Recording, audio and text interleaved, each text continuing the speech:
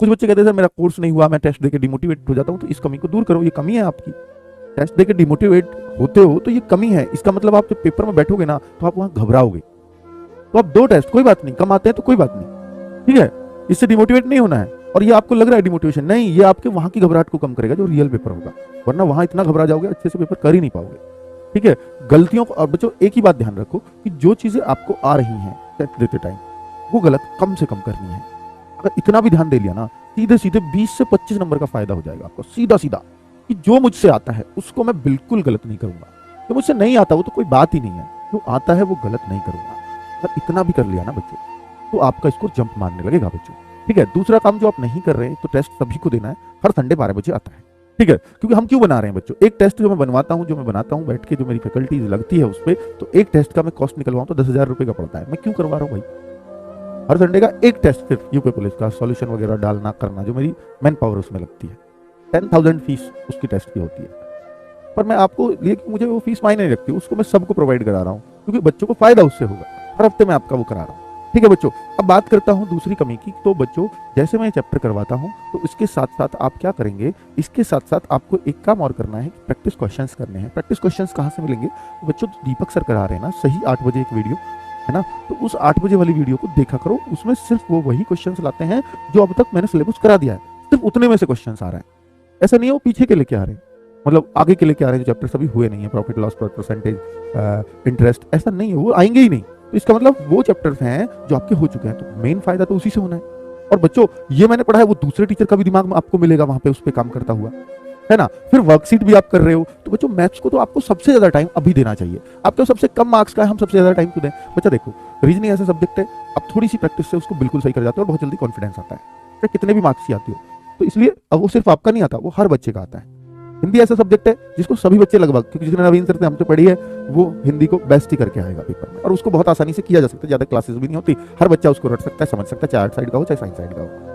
दूसरा तीसरा बच्चा जीएस, जीएस सबकी एक जैसी ही होती है, वहां बहुत ज्यादा फर्क देखने को नहीं मिलता। हार्ड आई तो सब लौट जाएंगे, थोड़ी आसान आ गई तो सब कर जाएंगे, ये होता है। तो बात फर्क बचता है सिर्फ मैथ्स में, ये आपका सिलेक्शन डिसाइड करता है, क्या मैथ्स। अगर आपका मैथ्स बाकी बच्चों से कम रहा तो फिर आप बच्चों सेलेक्ट होने के चांसेस आपके उतने ही घटते चले जाते। मात्र 18 से 20 क्वेश्चन है, तो इसमें ऐसा भी हो जाता है एक बच्चे के तो 2 से 4 ही क्वेश्चन हो रहे हैं और एक बच्चे के 18 के 18 सही हो रहे हैं। तो बच्चों अब आप सोच करके देखो, जो एक बच्चा 18 क्वेश्चन करके आ रहा है, एक सिर्फ 4-5 करके आ रहा है, तो दोनों में जो फर्क है, जस्ट बच्चों एक क्वेश्चन 2 नंबर का है तो 15 क्वेश्चन का फर्क, 15 30 मार्क्स का।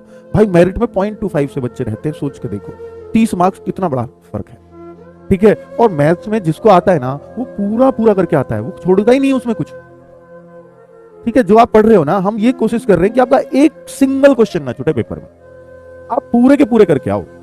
और जीएस में हम कितनी भी मेहनत कर ले, हम ये कह ही नहीं सकते कि मैं जीएस इस बच्चे से ज्यादा करके आऊंगा जो कम पढ़ रहा है, आप उससे भी ज्यादा नहीं कह सकते। लेकिन आप मैथ्स में अगर 3-4 घंटे दे रहे हैं तो आप श्योरिटी से कह सकते हो मैं सबसे ज्यादा मैथ्स में करूंगा, यानी पूरे में से पूरे करूंगा, तो सबसे ज्यादा ही हो गया। वो बात अलग है, पूरे में से पूरे वाले बहुत सारे हैं, पर सबसे ज्यादा ही हो गया ना। तो कुल मिलाकर के इस तरह से आपको अपनी स्ट्रेटजी पे काम करना है। मैथ्स को तो बिल्कुल छोड़ना ही नहीं है, क्योंकि टाइम बहुत है हमारे पास, हर बच्चा मैथ्स पढ़ रहा है, आप नहीं पढ़ोगे तो आपका नुकसान हो जाएगा बहुत बड़ा, ठीक है बच्चों। तो शुरुआत करें। तो आपको पढ़ना है बेटा, सिलेक्शन कैसे होता है मैं उस बात पर बात कर रहा हूँ। बुक कब तक आएगी बेटा, बुक स्पेशली मैथ्स की भी आ रही है, ताकि आप उसको 3-4 बार घोट दो, तो बहुत मोटी नहीं है, क्योंकि 20 क्वेश्चन के हिसाब से है जो चैप्टर्स आपके सिलेबस में। तो स्पेशली यूपी पुलिस की मैथ्स बनवा रहे हैं। हिंदी की आपको कल ऑनलाइन अवेलेबल हो जाएगी, हिंदी वाली बुक, ठीक है। और बच्चों रीजनिंग की भी, रीजनिंग में हम जो इसमें आता है ना यूपी पुलिस में, एक तो सीरीज बहुत ज्यादा आती हैं, और एक बच्चों कथन पूर्व धारणा वाले होते हैं, स्टेटमेंट वाले क्वेश्चंस, वो काफी भर भर के पूछे जाते हैं, ठीक है। तो उन सबको हम दिला रहे हैं और भरपूर क्वेश्चन दिला रहे हैं, ताकि आपकी रीजनिंग यूपी पुलिस के हिसाब से, स्पेशल यूपी पुलिस,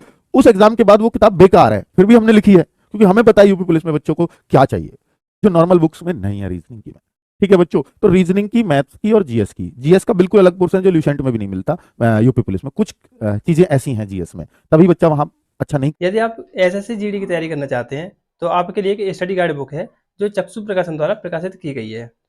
इस बुक से आप अपनी तैयारी को बहुत अच्छा बना सकते हैं। इस बुक में आपको एक साथ ही हिंदी, जीएस, मैथ, रीजनिंग मिल जाते हैं, जिनसे आप अपनी तैयारी को बहुत अच्छा बना सकते हैं।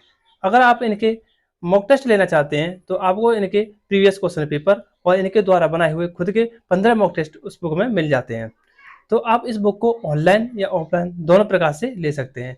यदि आप इस बुक को ऑनलाइन लेना चाहते हैं तो आपको इस बुक का लिंक डिस्क्रिप्शन बॉक्स में मिल जाएगा, वहाँ से आप इस बुक को ले सकते हैं। यदि आप इस बुक को ऑफलाइन लेना चाहते हैं तो ये बुक आपके नज़दीकी मार्केट में उपलब्ध है, आप वहाँ से इस बुक को परचेज कर सकते हैं।